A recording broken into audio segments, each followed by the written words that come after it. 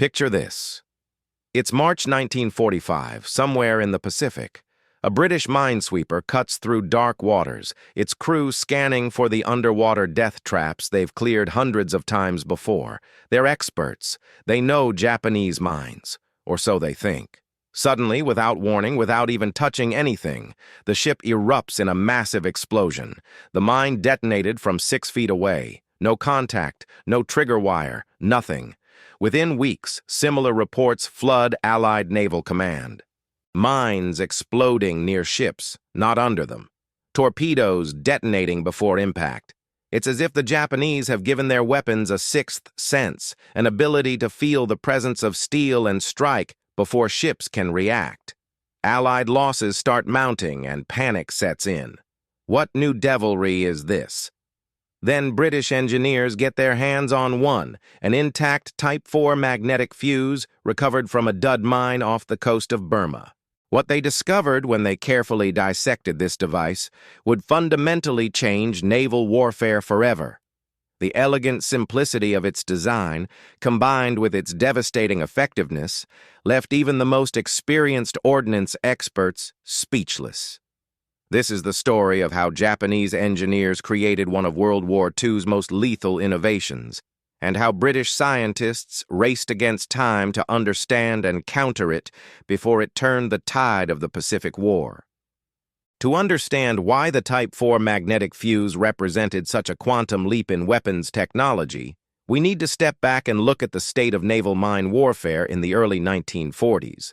For centuries, naval mines had operated on a simple principle: physical contact. A ship would strike a protruding horn or antenna, completing an electrical circuit or crushing a chemical vial, and boom, the explosive charge would detonate. It was crude, but effective. The problem was, these contact mines were relatively easy to defeat. Minesweepers could cut their mooring cables, ships could spot them visually in clear water, and heavily armored vessels could sometimes survive the blast if it hit at the right angle.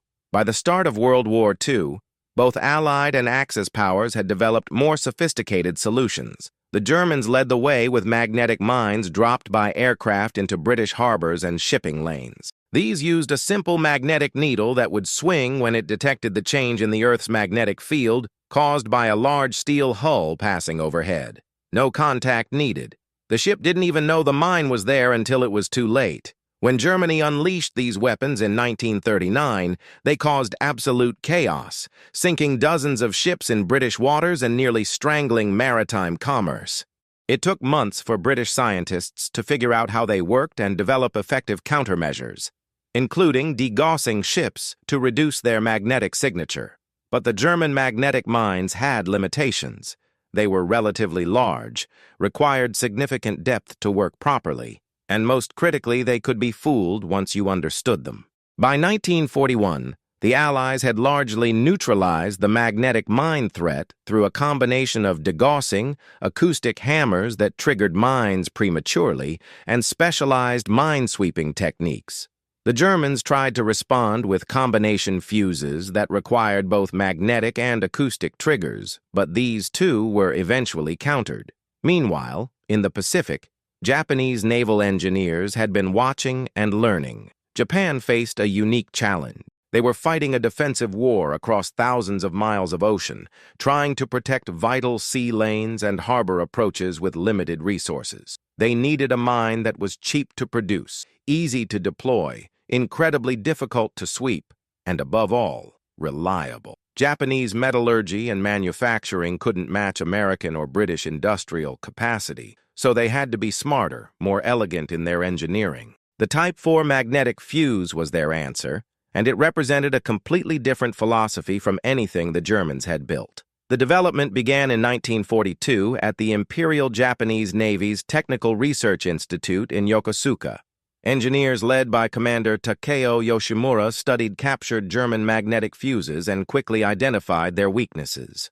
The German designs used relatively complex mechanisms with multiple moving parts, making them expensive and prone to failure in the harsh marine environment. They also required careful calibration and could be triggered by relatively weak magnetic fields, making them vulnerable to countermeasures. The Japanese team set out to create something simpler, more robust, and far more sensitive. What they came up with was brilliant in its minimalism. Instead of complex mechanical switches and relays, the Type 4 used a remarkably simple arrangement of copper coils, a magnetic reed switch, and a custom-designed amplifier circuit. The entire mechanism could fit in a waterproof cylinder no larger than a coffee thermos.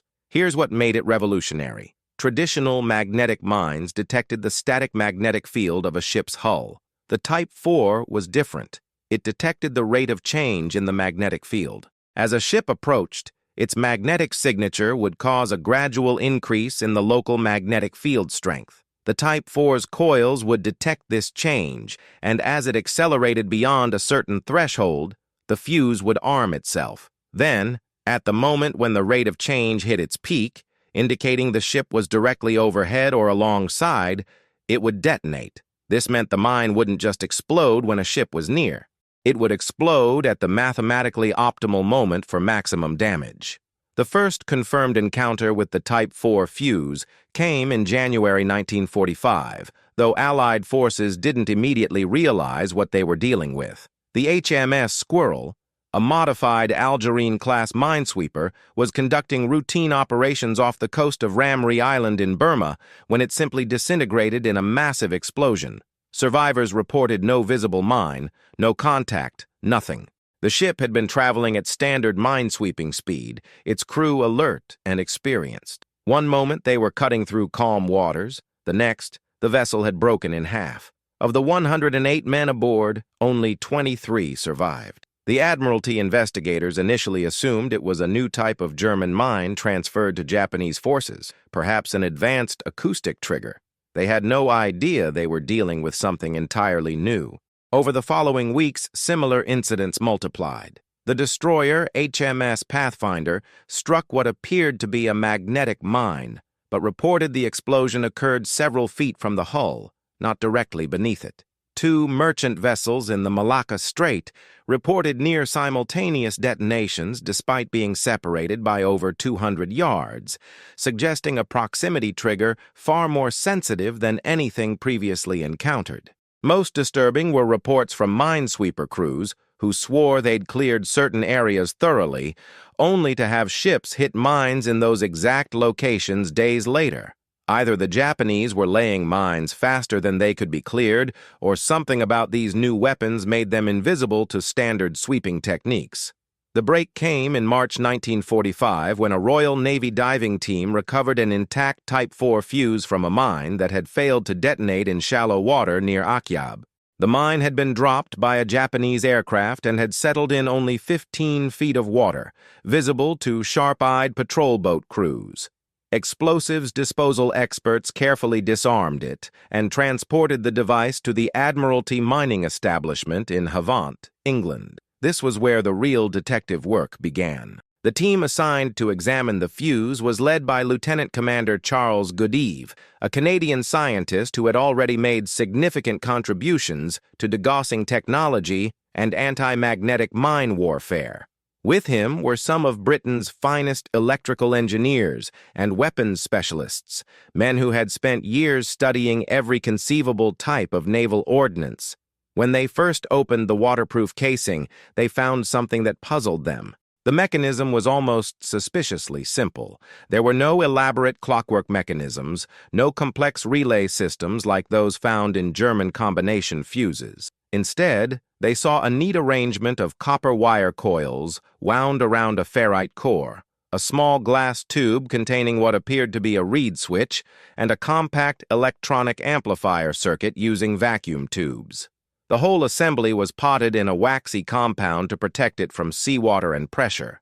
At first glance, it looked almost crude, like something a talented amateur might build in a home workshop. But as they began to test the components, they realized this simplicity was deceptive. Every element had been engineered with extraordinary precision. The first tests were conducted in a specially constructed tank that could simulate the magnetic signature of various ship types. They suspended the fuse mechanism underwater and slowly passed a degaussed steel plate above it, mimicking a ship's hull. Nothing happened. They tried again with a plate carrying a stronger magnetic field. Still nothing. The British team was baffled. Was the fuse defective? Had it been damaged during recovery? Then one of the junior engineers, a young man named Peter Wright, who would later become famous for different reasons, suggested something radical. What if the fuse wasn't responding to the magnetic field itself, but to how fast it was changing? They redesigned their test, this time moving the steel plate at varying speeds. And there it was. When the plate moved quickly enough, when the rate of change in the magnetic field crossed a specific threshold, the reed switch clicked shut. The fuse had armed itself. Understanding how the Type 4 worked required the British team to essentially reverse engineer not just the physical device, but the mathematical principles behind it. The key insight was that the Japanese had created what modern engineers would call a differential sensor. Instead of measuring absolute magnetic field strength like German mines, it measured the first derivative, the rate at which that strength was changing over time. This seemingly simple modification had profound implications. A stationary ship, no matter how large or how strong its magnetic signature, would never trigger the mine. Only a moving vessel, creating a dynamic change in the local magnetic environment, would set it off. This meant traditional degaussing, which reduced a ship's static magnetic field, was almost useless against it. The physics behind this were elegant. As a steel-hulled ship moves through the Earth's magnetic field, it acts like a moving magnet, distorting the field lines around it. The Type 4's pickup coils were oriented to detect the vertical component of this distortion. As the ship approached, the magnetic flux through the coils would begin to increase. This changing flux induced a small electrical current in the coils, following Faraday's law of electromagnetic induction. The faster the change, the larger the current.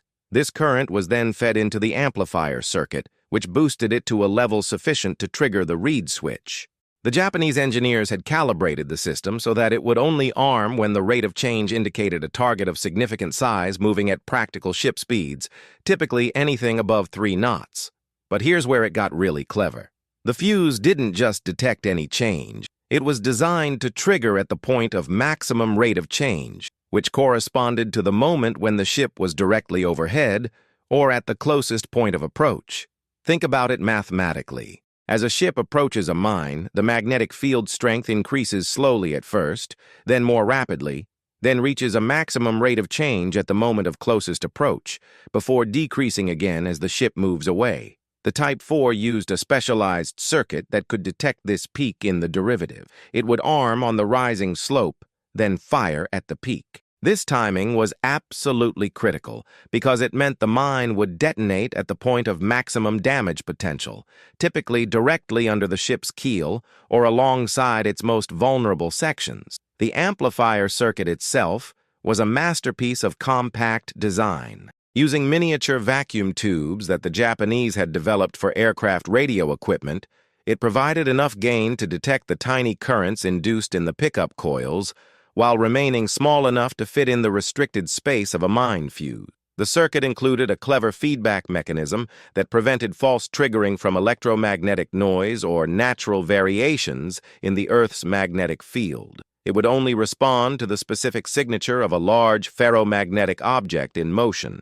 The British engineers testing it found that it could reliably distinguish between a wooden minesweeper and a steel warship, between a slow-moving patrol boat and a fast destroyer. The discrimination was based purely on the dynamics of the magnetic field chain. What made this particularly difficult to counter was the fuse's timing mechanism. Once armed, it had a built-in delay of approximately half a second before it could trigger the detonator. This meant that even if a minesweeper somehow generated the right magnetic signature to arm the mine, it would have already passed over the danger zone before detonation could occur. Only a larger, longer ship creating a sustained period of high rate of change would remain vulnerable long enough for the complete arming and firing sequence. It was as if the mine could measure not just the presence of a ship, but its size and speed, refusing to waste itself on targets too small to justify the expenditure. The Japanese had essentially created a smart weapon using 1940s technology, a mine that could think, after a fashion, about whether its target was worth destroying. The reed switch component was equally sophisticated. Unlike the clunky mechanical switches in earlier magnetic mines, the Type 4 used a hermetically sealed glass tube containing two thin ferromagnetic reeds. When the magnetic field reached the critical threshold, these reeds would be magnetized and snapped together, completing the firing circuit. The switch was incredibly sensitive, responding to field changes that would barely move a compass needle, yet it was also remarkably robust, able to withstand the shock of being dropped from an aircraft or the pressure of deep water. The Japanese had solved a problem that had plagued magnetic mine designers for years: how to create a trigger mechanism sensitive enough to detect ships reliably but tough enough to survive deployment and long periods underwater. Once the British team understood how the Type 4 worked, they began to grasp the full scope of its lethality. The timing mechanism that made it detonate at the point of maximum magnetic flux change had a horrifying consequence. It meant the mine would explode at precisely the worst possible moment for the ship. For a vessel passing directly over a mine, this would be when the mine was directly beneath the keel, the ship's most vulnerable area. The explosion would send a massive shock wave upward, concentrated by the water pressure into a hammer blow that could break the spine of even a heavily built warship. For ships passing alongside a mine, the detonation would occur when the mine was positioned near the engineering spaces or ammunition magazines, maximizing the chance of secondary explosions. The combat reports that flooded in during early 1945 confirmed this theoretical analysis with brutal clarity. The light cruiser HMS Black Prince was struck by a Type 4 mine in the Malacca Strait while traveling at 18 knots. Survivors described the explosion that seemed to lift the entire ship out of the water. The blast occurred directly under the forward engine room, and the ship's back was broken instantly. It sank in less than 4 minutes, taking 207 men with it. Investigators later determined the mine had been laid just 2 days earlier, and had been sitting in an area that had supposedly been swept clear. The Type 4's ability to discriminate between minesweepers and actual targets had allowed it to survive the clearing operation and wait for a worthy victim. Even more devastating were reports from the American Navy, which encountered Type 4 fused mines in the approaches to Okinawa and in the waters around the Philippines. The destroyer USS Halligan hit one while conducting shore bombardment operations off Okinawa on March 26, 1945.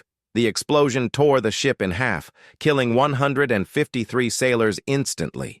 The Halligan had been moving at high speed and maneuvering aggressively, creating exactly the kind of rapid magnetic field changes the Type 4 was designed to detect. The mine had fired at the optimal moment, and there was no surviving it. What made these incidents particularly tragic was that many of the ships had been degaussed according to the latest standards, a process their crews believed would protect them. It didn't matter. The Type 4 didn't care about the absolute strength of a ship's magnetic field, only how fast it was changing.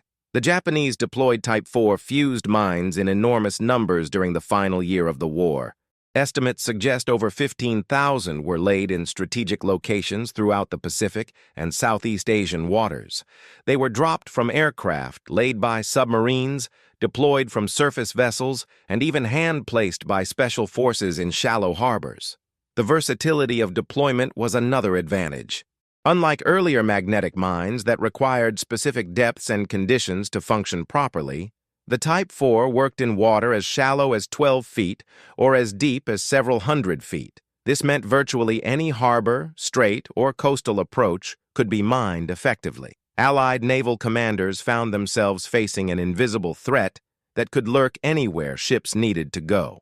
The psychological impact on Allied sailors was profound. Imagine knowing that beneath your ship, perhaps right now, there might be a device waiting for your magnetic signature to change at just the right rate.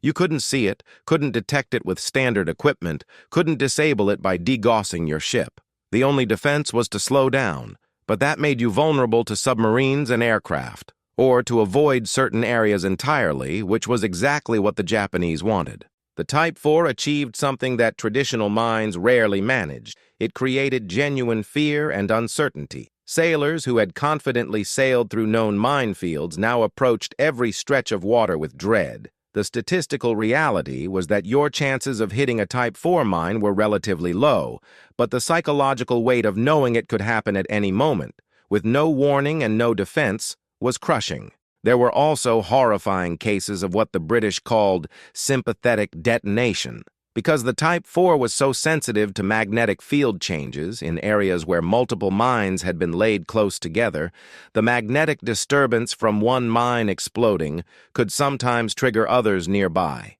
There are documented instances of single ships triggering chain reactions that detonated 3 or 4 mines in rapid succession, each explosion compounding the damage from the last. The destroyer escort USS Underhill experienced this off the coast of Luzon in July 1945. It struck what was believed to be a single Type 4 mine, which then triggered 2 others in a devastating cascade. The ship literally disintegrated, with only a handful of survivors found clinging to debris. These chain reactions were unpredictable and turned areas with heavy mine concentrations into absolute death traps. The race to develop effective countermeasures against the Type 4 became one of the highest priorities for Allied naval research in the final months of the war. The traditional approaches simply didn't work. You couldn't degauss the ship enough to avoid detection because the fuse didn't care about your static magnetic field. You couldn't sweep them with conventional gear because the mine would ignore the sweeping equipment and wait for a real target. Even acoustic hammers, which had proven effective against earlier influence mines, were useless because the Type 4 had no acoustic component. The British and Americans needed something entirely new, and they needed it fast. The clock was ticking toward a planned invasion of the Japanese home islands, an operation that would require sending thousands of ships through waters that were undoubtedly saturated with these weapons.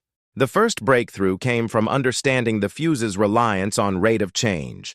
If the mine only triggered when it detected a sufficiently rapid change in magnetic field strength, then the solution was to move slowly through suspected mined areas. But this created its own problem. Ships traveling at low speeds were vulnerable to submarines, air attack, and even traditional contact mines.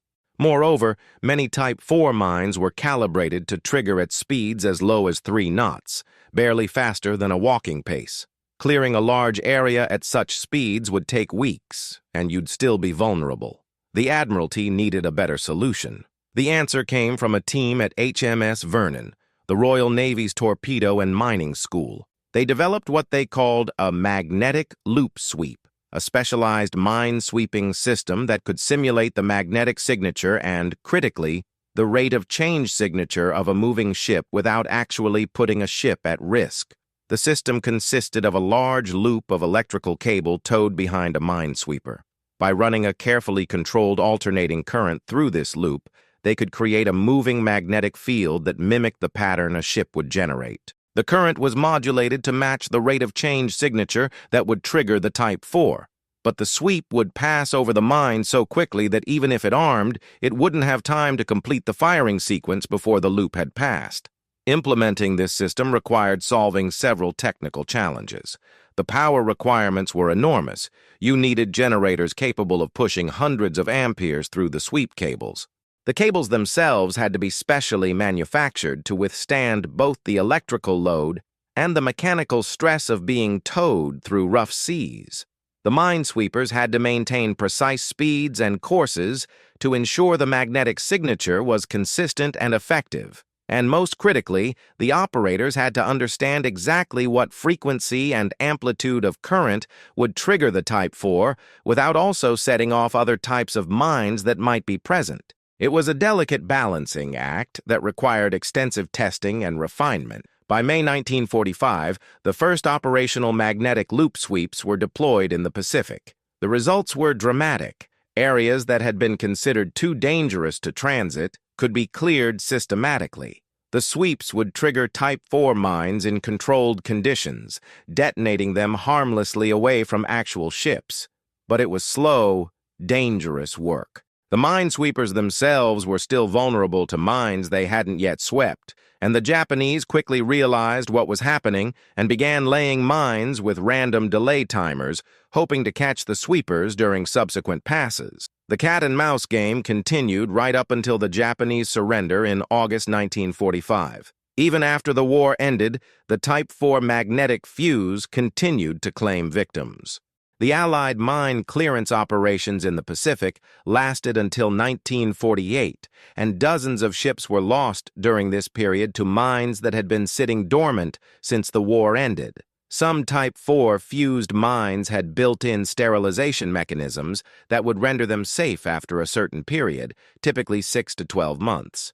But many didn't, and they remained active, waiting in the dark waters for the telltale signature of a passing ship. The clearance crews worked with incredible bravery, knowing that every sweep run could be their last. By the time operations concluded, it's estimated that over 8,000 Type 4 fused mines had been cleared from Asian waters, though no one knows how many remain unfound to this day. The legacy of the Type 4 extended far beyond World War II.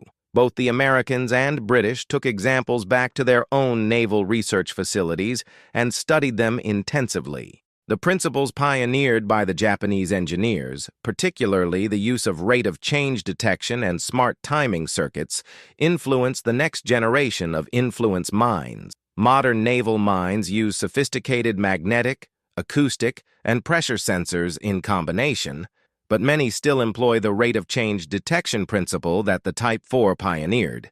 The idea that a weapon could discriminate between targets based on their dynamic signatures rather than just their presence was revolutionary, and it opened up entirely new approaches to autonomous weapons design. In a very real sense, the Type 4 was one of the first truly intelligent weapons, a device that could analyze its environment and make decisions about when and how to engage targets.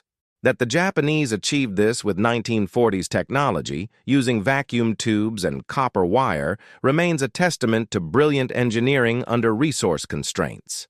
The story of the Type 4 magnetic fuse is more than just a tale of military technology. It's a reminder that innovation often comes from necessity, that elegance can be more powerful than complexity, and that understanding your enemy's weapons can be just as important as building your own. The Japanese engineers who created this device were fighting a war they were losing, working with limited resources and materials. They couldn't outproduce the Allies, so they had to outsmart them.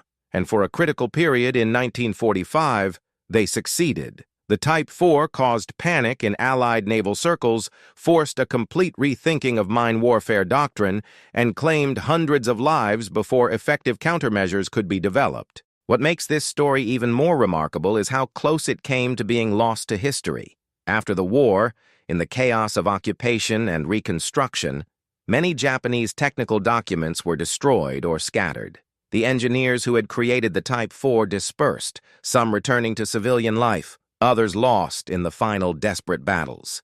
It was only through the careful preservation of captured examples and the testimony of British engineers who had studied them that we know the full story today. Those metal cylinders sitting in museum collections represent not just weapons of war, but extraordinary achievements of engineering that pushed the boundaries of what was possible with the technology of their time. If you found this deep dive into World War II technology fascinating, there's so much more to explore. The Pacific War was a crucible of innovation, where both sides developed extraordinary weapons and countermeasures in a constant technological arms race.